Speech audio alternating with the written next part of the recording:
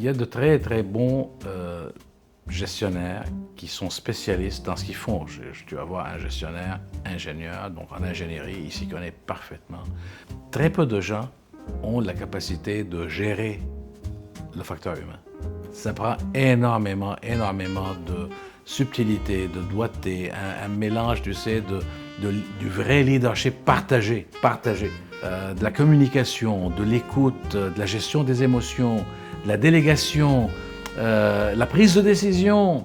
Il y a tellement de choses qui rentrent en ligne de compte et ils n'ont pas le temps de s'occuper de tout ceci, d'apprendre à déléguer, d'apprendre à mobiliser l'individu dans l'équipe et l'équipe dans l'organisation, la gestion du temps et des priorités, la mobilisation, la négociation, la gestion des conflits. Donc, c'est vraiment grand.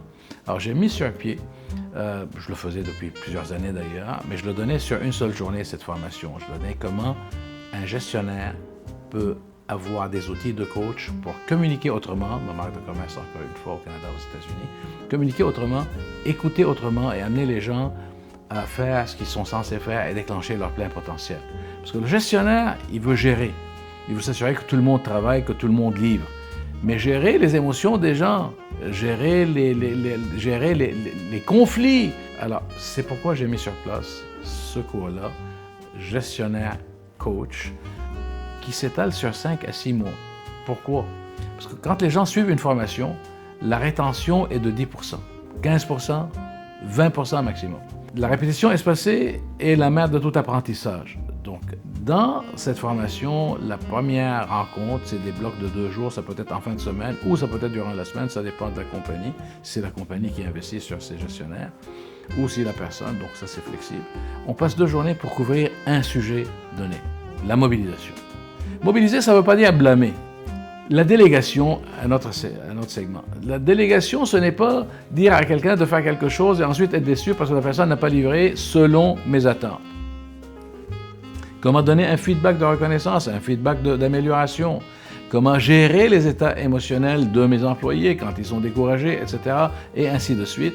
Donc, il y a 5 à 6 matières, des blocs de 2 jours. Mais entre ces 2 jours, entre le premier bloc et le deuxième, ils vont avoir des devoirs. Donc, ils sont en train de pratiquer ce qu'ils ont appris.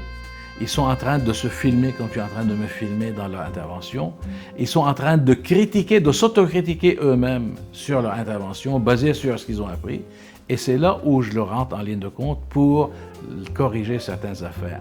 Donc, il y a vraiment des rencontres individuelles, où ça peut être en équipe de 2, mais pas plus, pour m'assurer que les choses vont dans la bonne direction. Donc, ce n'est pas juste une formation. Les gens sont en train de remplir l'estime de soi, la confiance en soi, l'intelligence émotionnelle, l'hygiène mentale dont on parlait, la délégation, la prise de décision, mais à la fin, ils sont capables de dire « Oui, j'ai réussi. Voilà les preuves que j'ai réussi. J'ai réussi et je suis en train de travailler donc sur la confiance, l'estime de soi, la communication, la négociation et plein de sujets qui sont pertinents pour les gestionnaires d'ailleurs. »